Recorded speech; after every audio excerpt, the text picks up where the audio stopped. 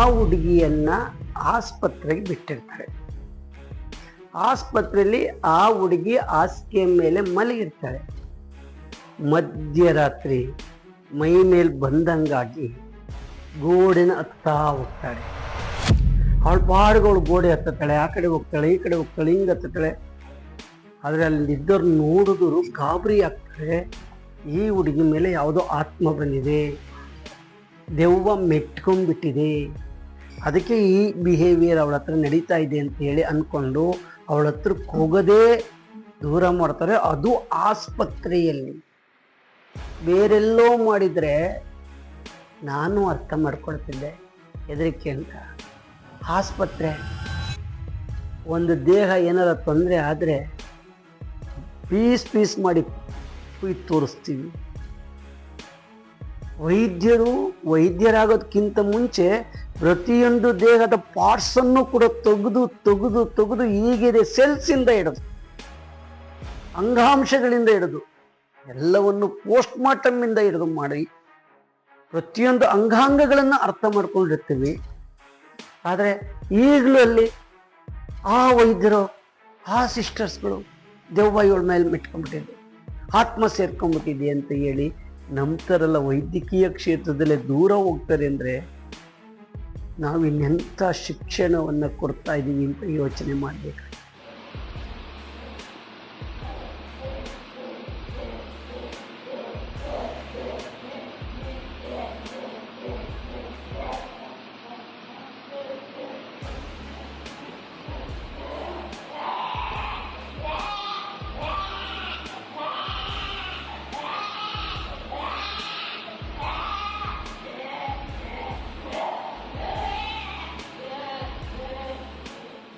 ಅವಳು ಆ ರೀತಿ ಆ ಮಗು ವರ್ತಿಸ್ಲಿಕ್ಕೆ ಕಾರಣ ಮನಸ್ಸು.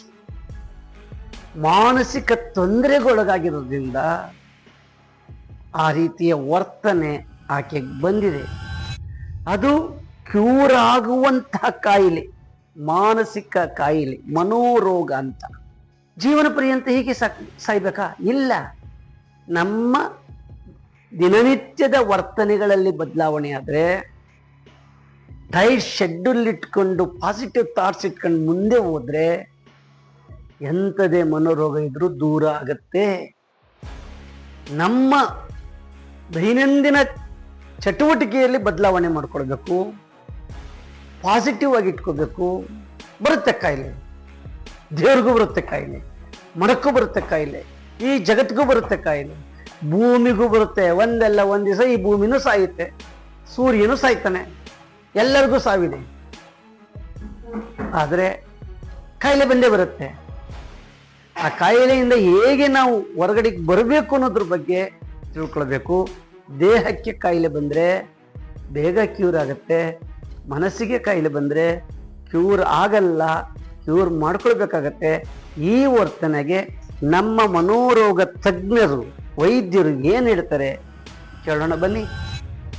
ಈ ವಿಡಿಯೋದಲ್ಲಿ ನೀವು ನೋಡ್ತಾ ಇದ್ದೀರಾ, ಒಂದು ಹುಡುಗಿ ಗೋಡೆ ಮೇಲೆ ಹತ್ತಂಥದ್ದು, ವಿಚಿತ್ರವಾಗಿ ಆಡೋ ಅಂಥದ್ದು ನಾವು ಸಾಕಷ್ಟು ಪೇಷಂಟ್ ನಮ್ಮ ಪ್ರಾಕ್ಟೀಸಲ್ಲಿ ನಾವು ನೋಡ್ತೀವಿ. ಯೂಶಲಿ ಇದಕ್ಕೆ ಡೆಲಿರಿಯಸ್ ಸ್ಟೇಟ್ ಅಂತ ಕರಿತೀವಿ. ಸ್ವಲ್ಪ ಕನ್ಫ್ಯೂಷನ್ ಇರುತ್ತೆ ಇದರಲ್ಲಿ. ಕಾರಣಗಳು ಬಂದ್ಬಿಟ್ಟು ಹಲವಾರು. ಕೆಲವರು ಡ್ರಗ್ಸ್ ತೊಗೊಂಡ್ರೆ ಹಿಂಗಾಗುತ್ತೆ, ಮತ್ತು ಮೇನಿಯಾ ಮತ್ತು ಸೈಕೋಟಿಕ್ ಸಿಂಪ್ಟಮ್ಸಲ್ಲೂ ಕೂಡ ಹಿಂಗೆ ಮಾಡ್ತಾರೆ, ಮತ್ತು ಹೆಡ್ ಇಂಜುರಿಯಲ್ಲೂ ಹಿಂಗೆ ಮಾಡ್ತಾರೆ. ಕೆಲವರು ರೀನಲ್ ಕಿಡ್ನಿ ಪ್ರಾಬ್ಲಮ್ ಇದ್ದು ICU ಅಡ್ಮಿಷನ್ ಆಗಿ ICU ಸೈಕೋಸಿಸ್ ಅಂತ ಕರಿತೀವಿ, ಹಿಂಗೆ ಮಾಡ್ತಾರೆ. ಎಲೆಕ್ಟ್ರೋಲೈಟ್ಸ್, ಸೋಡಿಯಂ, ಪೊಟ್ಯಾಷಿಯಮ್ ಅಬ್ನಾರ್ಮಾಲಿಟಿ ಏರುಪೇರು ಆದಾಗೂ ಕೂಡ ಈ ಥರ ಆಡ್ತಾರೆ.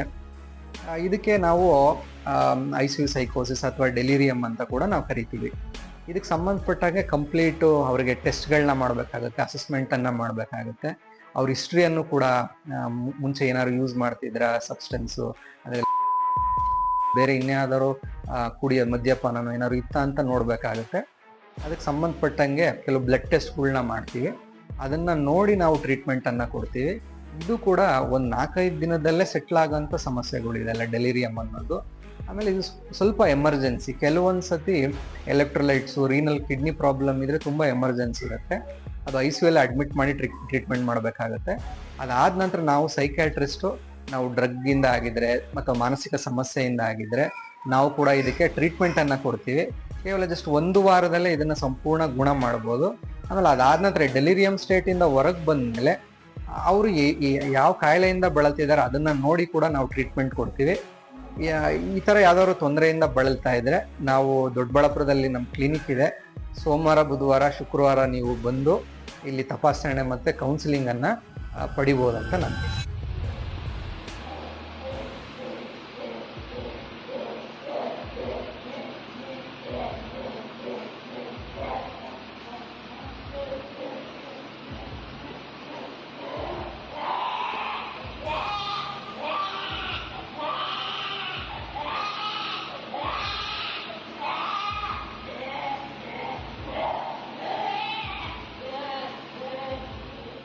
ನಮ್ಗೆ ಅವಳೇನೋ ಆಗಿದೆ, ಅವಳಿಗೆ ಮೈ ಮೇಲೆ ಬಂದಿದೆ, ಅದಕ್ಕೇನೆ ಆ ರೀತಿ ಆಡ್ತಾ ಇದ್ದಾಳೆ, ಅವಳ ಬಿಹೇವಿಯರ್ ಆಟಿಟ್ಯೂಡ್ ಚೇಂಜ್ ಆಗಿದೆ, ಬಾಡಿ ಲ್ಯಾಂಗ್ವೇಜ್ ಚೇಂಜ್ ಆಗಿದೆ, ಇನ್ನೇನೋ ಸೇರ್ಕೊಂಡ್ಬಿಟ್ಟಿದೆ, ಅದಕ್ಕೆ ಈ ರೀತಿ ಎಲ್ಲ ಆಡ್ತಾ ಇದ್ದಾಳೆ ಅಂತ.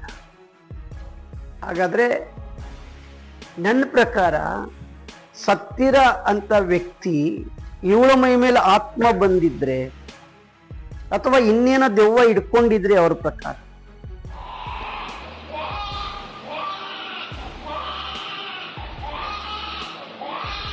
ಸೈನ್ಸ್ ಅದನ್ನು ಅಕ್ಸೆಪ್ಟ್ ಮಾಡಲ್ಲ.